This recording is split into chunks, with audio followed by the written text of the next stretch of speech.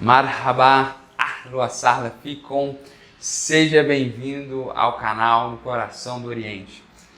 Estamos gravando esse vídeo hoje para repercutir, para trazer algumas considerações sobre a guerra Irã de um lado, Israel e Estados Unidos do outro.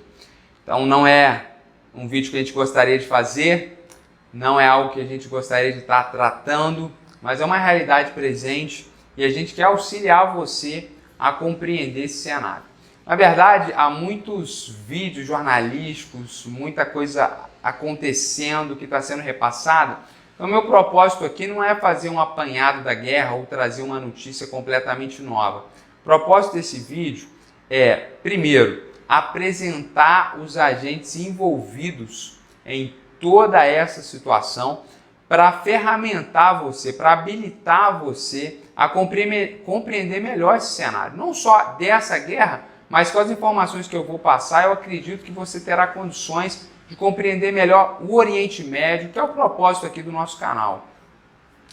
O segundo propósito desse vídeo, e o propósito mais específico, é trazer para você a informação, e isso, as notícias e informações geralmente não passam para você, é trabalhar sobre como está a igreja, quais as considerações, as possibilidades para o avanço do evangelho no meio disso tudo, como que um trabalhador cristão estrangeiro presente naquele lugar vai sofrer consequências nesse momento. Então, esse é um vídeo para você que quer entender quais as repercussões desse grande evento, dessa guerra, para o avanço do reino e para a comunidade cristã, que é minoria naquele local.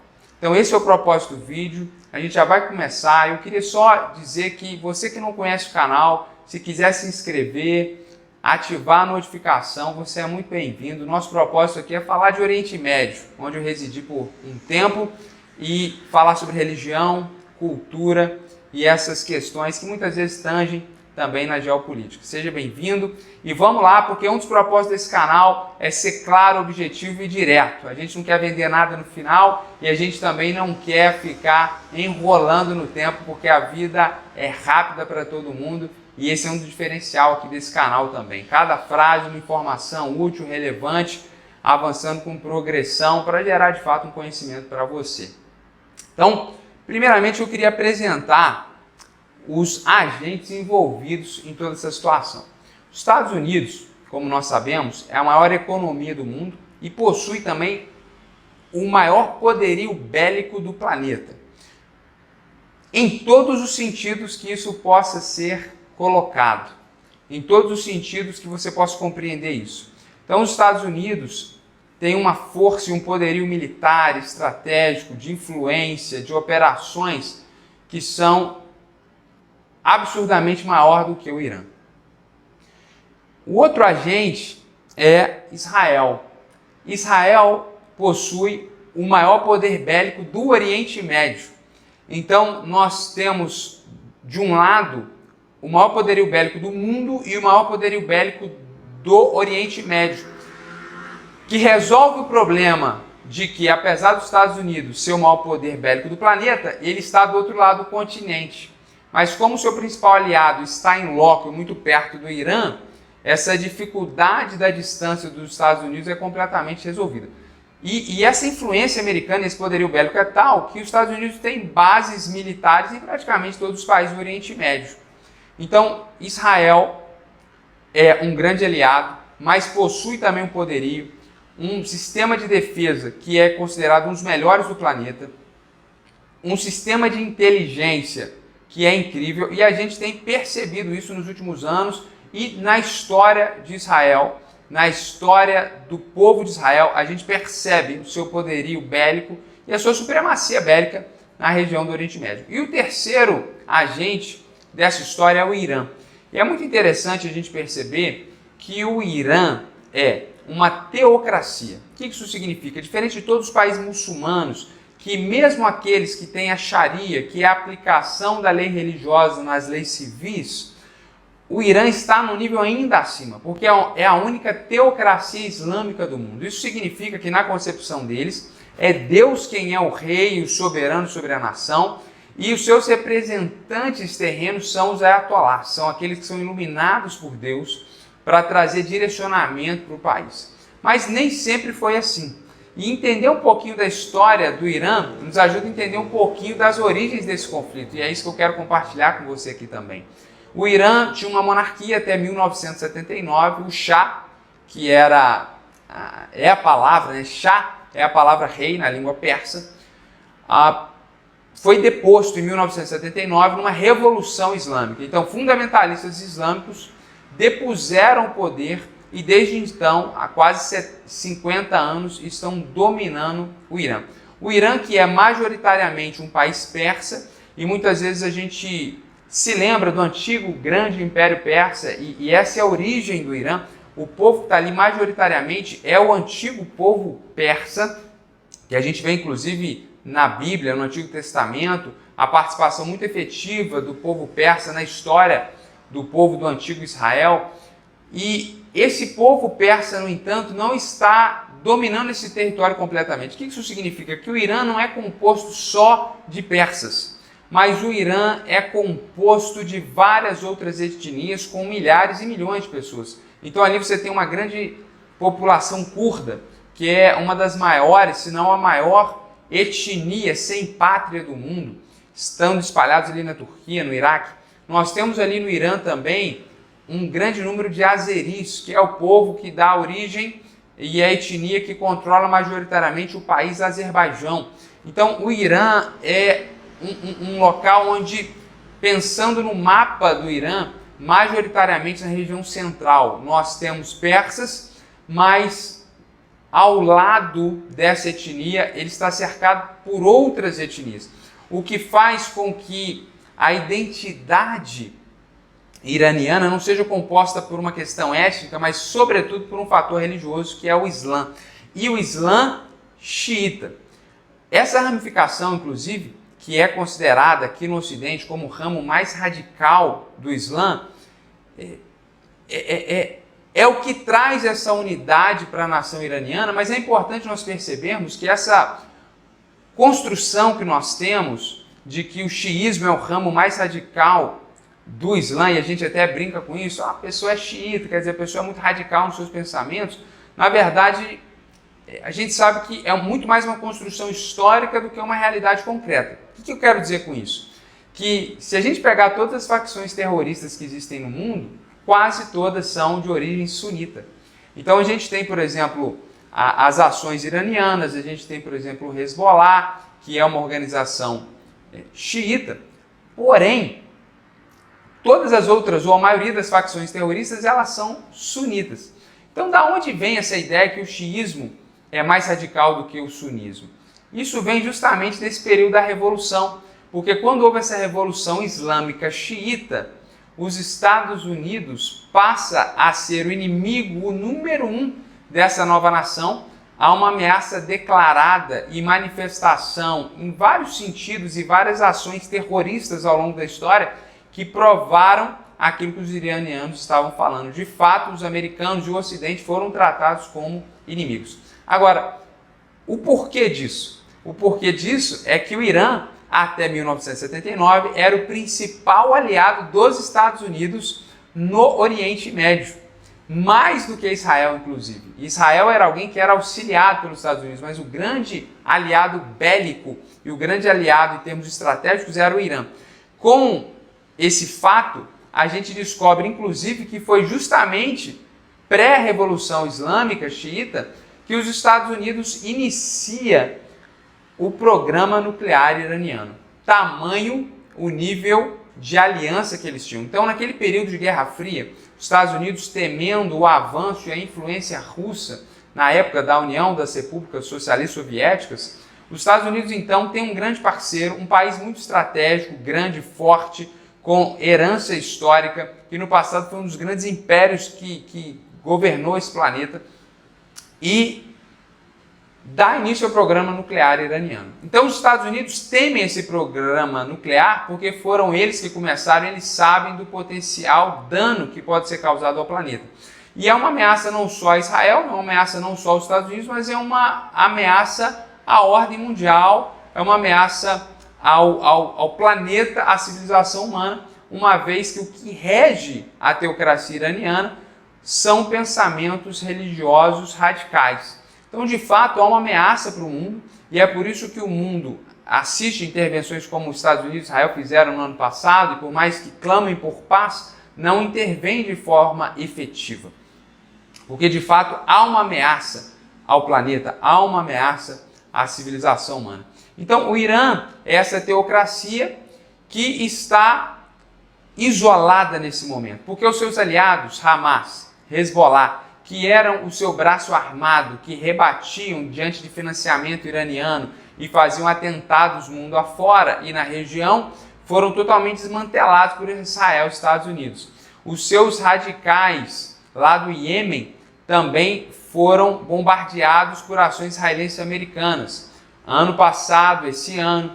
Então, os Estados Unidos agiram de forma muito estratégica, minando o que parecia ser ações isoladas contra facções terroristas, era, na verdade, um trabalhar norte-americano para destruir toda a possibilidade de revanche, toda a possibilidade de contra-ataque efetivo iraniano.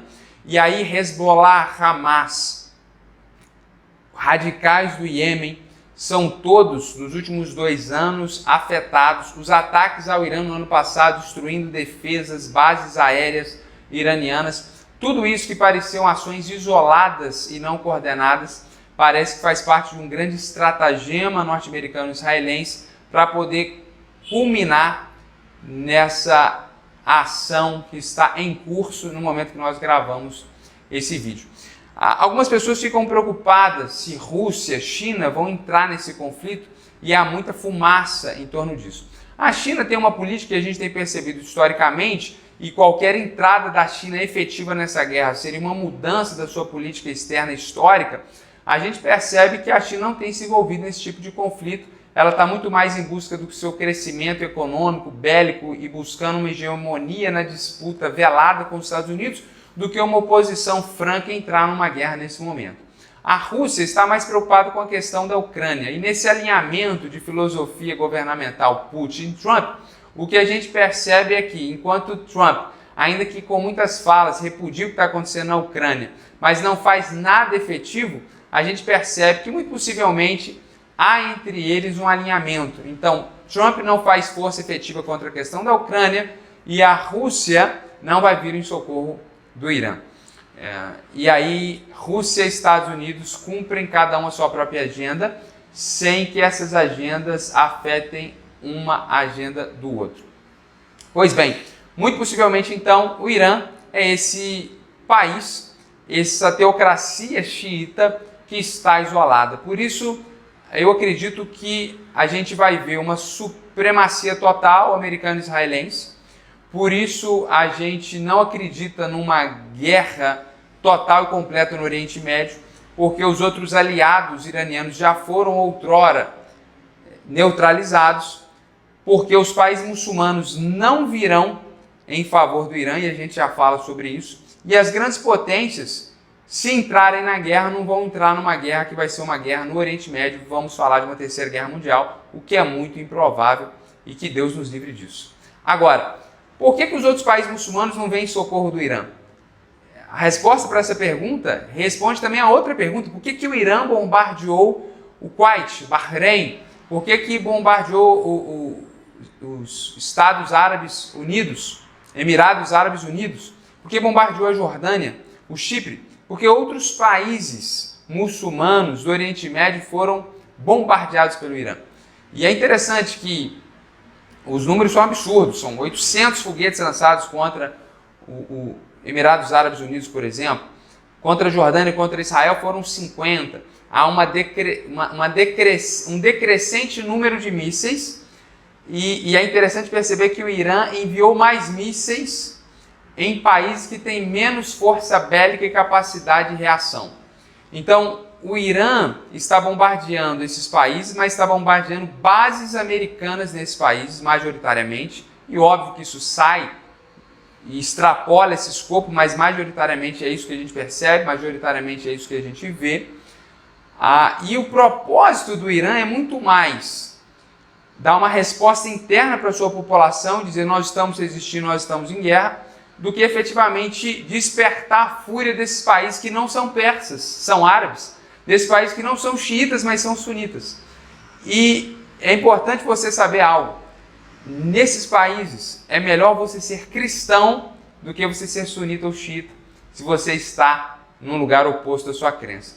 Sunitas e xiitas nessa região têm muito mais, muitas vezes, ódio um do outro do que o ódio que eles têm por cristãos. É óbvio que a gente fala isso de forma genérica, a gente sabe que no coração de cada pessoa passa sentimentos únicos, mas quando a gente percebe nessa xenofobia, nessa intolerância, a gente percebe muito mais sunitas que são muito mais intolerantes com xiitas persas, iranianos, mesmo que não sejam persas, do que com cristãos estrangeiros, por exemplo, ou cristãos da sua própria etnia. Então, a gente percebe que essa ação militar iraniana contra as bases, a gente percebe que os números, as perdas americanas e desses países árabes são muito pequenas, e a gente percebe, na verdade, que é muito mais uma resposta interna do Irã do que ir, de fato, a uma guerra contra todos, porque isso seria um auto-extermínio. Então, respondendo essas questões e apresentando esses agentes, a gente quer entrar efetivamente no propósito aqui desse vídeo. E a questão é, primeiramente, como fica a situação da igreja cristã no meio dessa guerra? Devemos nos preocupar com a igreja cristã no meio dessa guerra? A minha resposta é, a igreja presente no Oriente Médio sempre foi, nas últimas décadas, uma igreja sofredora. Então é muito mais do que ser uma igreja perseguida, tendo uma perseguição pontual. É uma igreja que sofre constantemente. Nós temos ali, com exceção do Líbano, em todos esses países, uma minoria de menos de 2% de cristãos. Quando a gente pensa em cristãos evangélicos, essa minoria é ainda maior. E o que a gente percebe é que a oposição cultural ou a oposição governamental, ainda que em alguns países a tolerância, como na Jordânia, para quem nasceu cristão, viva o cristianismo, o que a gente já vê, por exemplo, na Arábia Saudita, há sim uma intolerância e uma impossibilidade, por exemplo, nesses países todos, de um muçulmano se tornar cristão, inclusive olhando à luz da legalidade. Então são países onde há intolerância religiosa, são países onde não há liberdade religiosa, onde a pessoa não pode decidir qual religião ela vai seguir. Então essa minoria cristã, ela sofre historicamente, a igreja é sofredora, e nesse momento de animosidade, de guerra, de conflito, os cristãos passam a correr um risco maior? Sim, é verdade, mas muito mais por células terroristas pró-Irã que vão tentar atingir cristãos para que com isso, simbolicamente, possam atingir os Estados Unidos. Agora, a grande verdade é que a igreja sofredora está muito menos em risco nesse contexto do que toda a população está em risco. O que eu quero dizer? Que num contexto onde mísseis estão sendo enviados pelos céus e por todos os países da região, todas as pessoas estão sofrendo e todas as pessoas estão sendo ameaçadas, não só a igreja cristã, mas muçulmanos também, que não tem nada a ver com essa guerra. Então, essa é a minha primeira grande consideração. Cristãos naquele lugar sofrem muito historicamente, a igreja é sofredora. Agora, esse conflito em si aumenta pouco e pontualmente a possibilidade da igreja sofrer mais por isso. É interessante a gente perceber também que todo esse ataque se dá no Ramadã, nono mês do calendário islâmico, onde mais de 1,8 bilhão de muçulmanos no planeta, quase na sua maioria, estão jejuando. Do nascer ao pôr do sol, não comem e não bebem. E esse é o momento onde eles se dedicam mais à religião, e é muito estratégico do ponto de vista americano fazer os ataques nesse lugar, nesse momento, porque traz mais dificuldade de reação.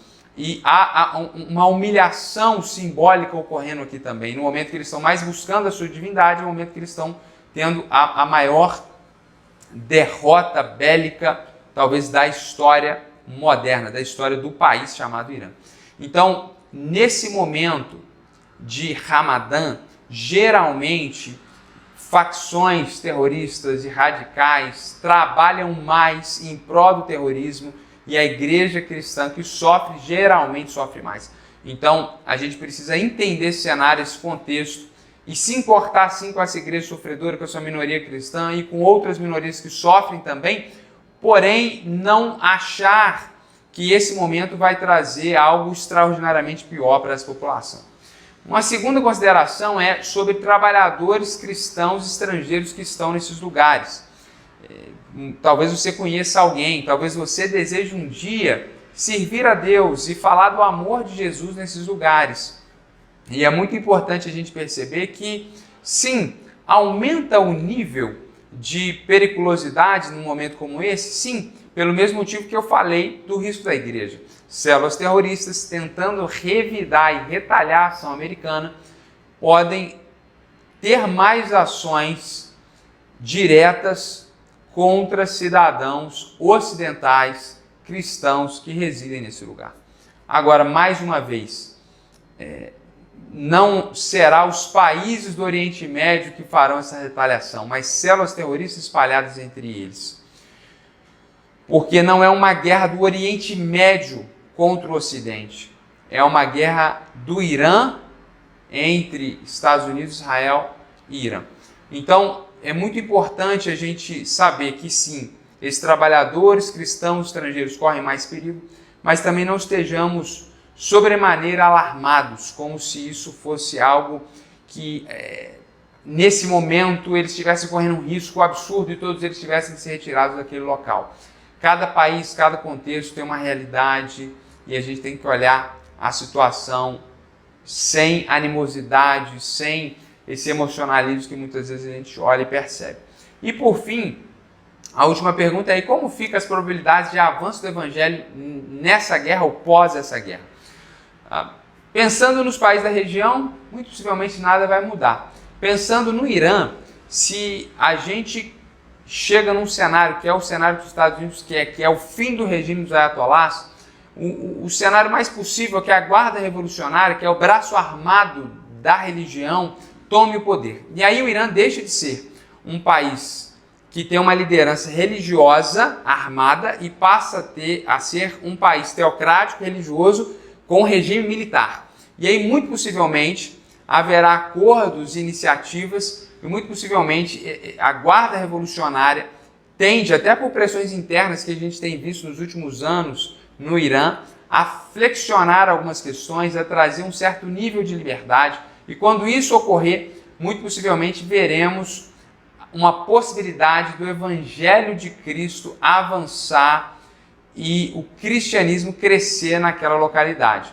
Por quê? Porque os iranianos são o grupo que mais vem a Jesus e adere ao cristianismo nas últimas décadas. Então, onde há alto índice de repressão, e a gente percebe isso nos dados, o Irã sempre esteve entre os 10 países que mais perseguem cristãos no mundo, muitas vezes ocupando a primeira posição, a segunda posição, revezando ali com a Coreia do Norte.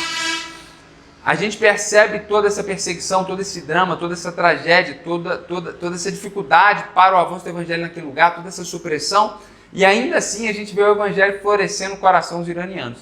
Então, muito possivelmente, qualquer regime que permita um pouco mais de liberdade, mais o evangelho vai avançar. E a gente não vai dizer graças a Deus pela guerra, mas a gente reconhece a mão soberana de Deus que faz o seu próprio evangelho avançar nos tempos e nas eras, e o reino de Deus triunfando sobre todas as coisas, sempre que ele deseja. Muito dificilmente a gente vai ver uma democracia e uma revolução democrática no Irã. São 50 anos de regime dos ayatollahs, precedido por uma monarquia, pensando na cultura local, mas o que os Estados Unidos e Israel estão trabalhando é para o fim do regime dos ayatollahs. Então há uma grande probabilidade de um regime menos radical, mas ainda assim, para os termos ocidentais, radicais.